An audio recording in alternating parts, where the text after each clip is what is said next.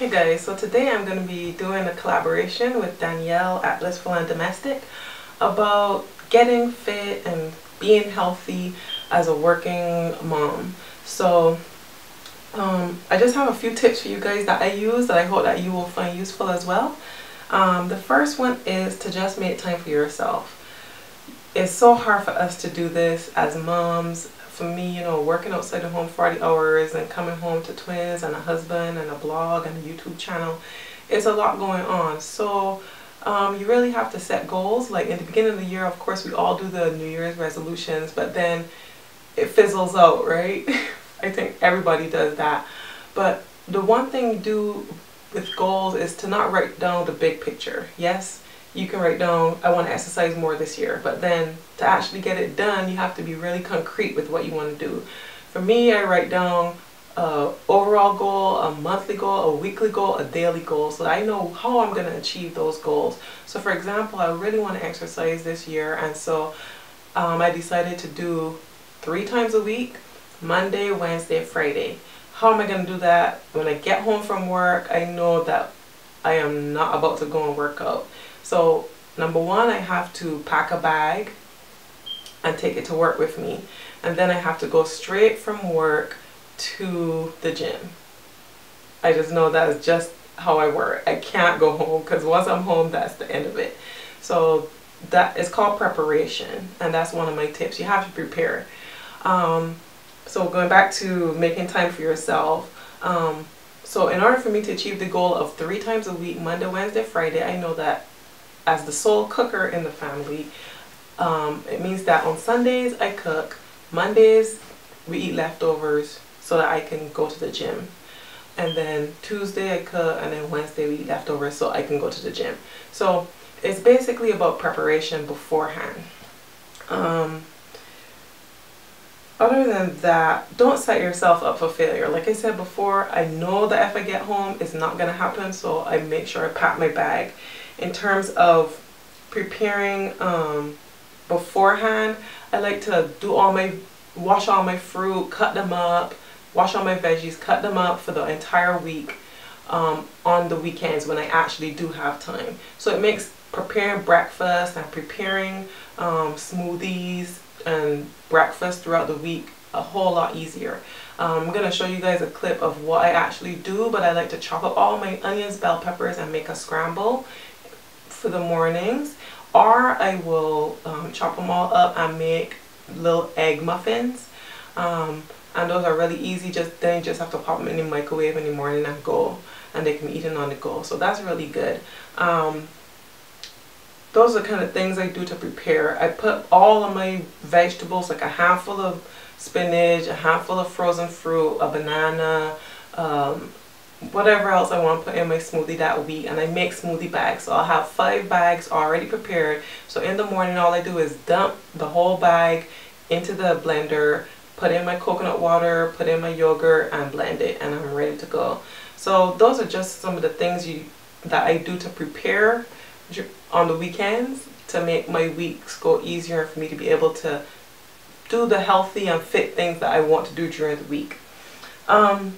Another thing that I do is knowing that water is key for me, and it's really hard for me to drink water. So a few things that I do is before I get out of bed in the morning, I drink a bottle of water. I keep the bottles of water in my nightstand, and what I do is when I wake up, I'll turn on the TV just to get myself up, turn on the news, and once I hear the weather, I know that's time for me to get up. And then when I do that, I mute the TV and I take out my Bible and do my devotion, and while I'm doing that, I'm drinking a bottle of water. I know I can't get out of bed until I finish that bottle of water. Another thing that I like to do in lieu of the bottle of water is to put a glass of water on my table, but in that glass of water, I will put frozen fruit. And so that's at night. So by the morning time, the fruit has defrosted and my water tastes like the fruit, and it's a really nice, refreshing drink first thing in the morning.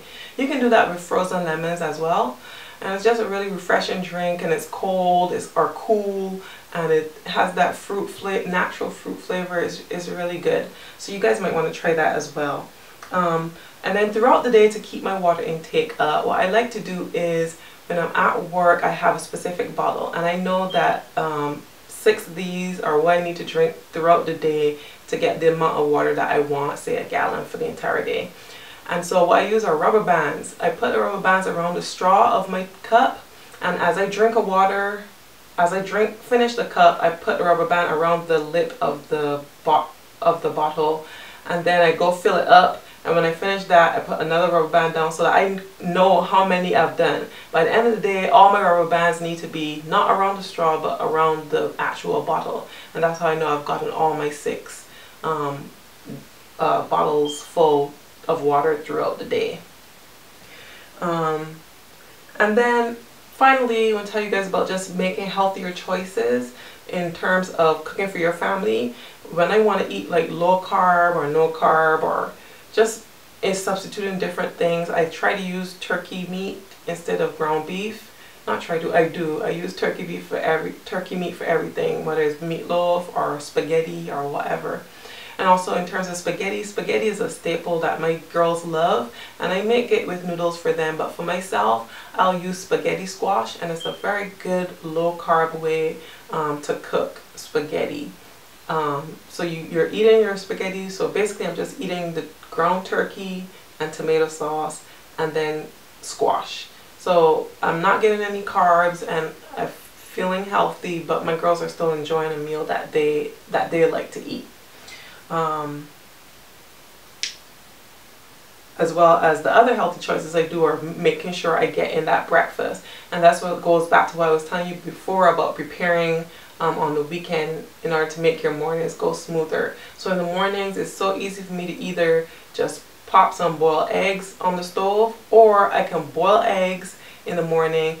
And what I do, I got this from Alejandro. Once you hard boil your egg, you can put them back in the container, but I use a marker and put a happy face on it, so I know that those ones are hard boiled, and all I have to do is heat them up in the morning. So that's a good tip as well.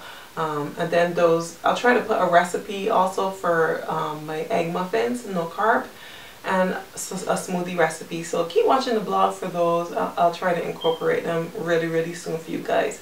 So I hope that these were some tips that you guys could use and that you like. But ladies, you just got to take care of yourself before you can take care of anybody else. So until next time, see you soon. What you see, please comment, like, and subscribe. I will see you guys next time.